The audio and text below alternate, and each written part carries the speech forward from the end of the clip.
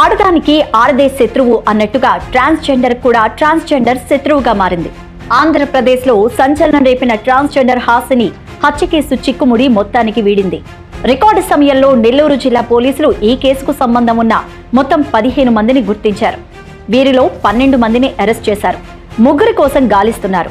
Transgender Hasini హత్యకు ఆధిపత్య పోరు ప్రధాన కారణంగా చెబుతున్నారు. మరో ట్రాన్స్జెండర్ అలేఖ్య ఈ హత్య వెనుక కీలక సూత్రధారి అంటూ పోలీసులు కనుగొన్నారు. ఈ ఆధిపత్య పోరు కారణంగానే కాపు కాసి అతి కిరాతకంగా ట్రాన్స్జెండర్ లీడర్ను హతమార్చారు. అసలు ఈ కేసుకు సంబంధించి పూర్తి వివరాలను నెల్లూరు జిల్లా ఎస్పీ కృష్ణకాంత్ విలేకరుల సమావేశంలో వెల్లడించారు. ముందుగా అసలు ఈ హత్య ఎలా జరిగింది అనేది చూసుకుంటే, మర్డర్ చేయాలని చెప్పేసి వీళ్ళు మాట్లాడుకొని చేయడం జరిగింది. ఒక 1 వీక్ ముందు నుంచి వీళ్ళు కొద్దిగా ప్లాన్ చేసుకున్నారు. నెల్లూరు జిల్లాలోని పార్లపల్లి గ్రామంలో మహాలక్ష్మి దేవాలయాన్ని నిర్మిస్తోంది ట్రాన్స్జెండర్ హాసిని. గత 6 నెలలుగా ఈ గుడి నిర్మాణ పనులు జరుగుతున్నాయి. ఇదిలా ఉంటే నవంబర్ 26 నాడు గుడి ప్రారంభోత్సవానికి హాజరైన ట్రాన్స్జెండర్ హాసిని ప్రారంభోత్సవానికి వెళ్లి పూజలు నిర్వహించి వస్తుండగా కొందరు వ్యక్తులు ఆమె కారును వెంబడించారు. కోవూరు నియోజకవర్గం కొడవలూరు మండలం టపాతోపు వద్ద ఎవ్వరూ లేని విషయాన్ని గ్రహించిన వారు మాటు వేసి ప్లాన్ ప్రకారం కత్తులతో పొడిచి అత్యంత కిరాతకంగా హత్య చేశారు.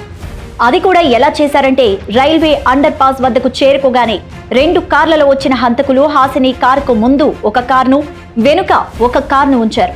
ఈ మధ్యలో ఇరుక్కుపోయిన హాసిని కారుపై దాడి చేశారు.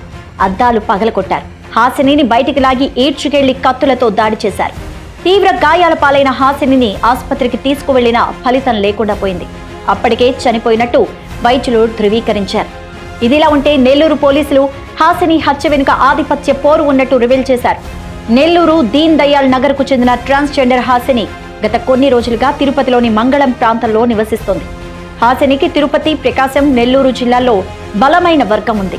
దీంతో పాటు కర్ణాటక, మెడ్రాస్ వంటి ప్రాంతాల్లో ఉన్న ట్రాన్స్జెండర్లకు కూడా ఆమె లీడర్గా ఉంది. ట్రాన్స్జెండర్ వర్గంలో హాసిని ఎదుగుదలను జీర్ణించుకోలేకపోయింది మరో ట్రాన్స్జెండర్ అలేఖ్య. ఈ ట్రాన్స్జెండర్ కు సెపరేట్ గా మరో గ్రూప్ ఉంది. అలేఖ్యతో షీలా, సులోచన అనే 2 చేతులు కలిపారు. వారిద్దరికీ హాసినితో విభేదాలు ఉండడంతో 3 కలిసి హత్యకు ప్లాన్ చేశారు. వీరే హాసిని హత్యకు సుపారీ కూడా ఇచ్చారు. ఈ నేపథ్యంలో మొత్తం 10 మంది హాసినిపై దాడికి పాల్పడ్డారు. ఈ కేసుకు సంబంధించి మరో ఆసక్తికర విషయం ఏంటంటే, హాసిని హత్య విషయంలో ఆమె డ్రైవర్ కు కూడా సంబంధాలు ఉన్నట్టు అనుమానాలున్నాయి. అసలు ఈ డ్రైవరే హాసిని కదలికలపై సమాచారం ఇచ్చారని, రైల్వే అండర్ పాస్ వద్దకు చేరుకోగానే అక్కడే ఆపేసి పరారయ్యాడంటూ ఆరోపణలున్నాయి. అయితే కేసును ఛేదించిన పోలీసులు దీంట్లో డైరెక్ట్ ఇన్వాల్వ్మెంట్ ఉన్న 15 మందిని గుర్తించి వారిలో 12 మందిని అరెస్టు చేశారు.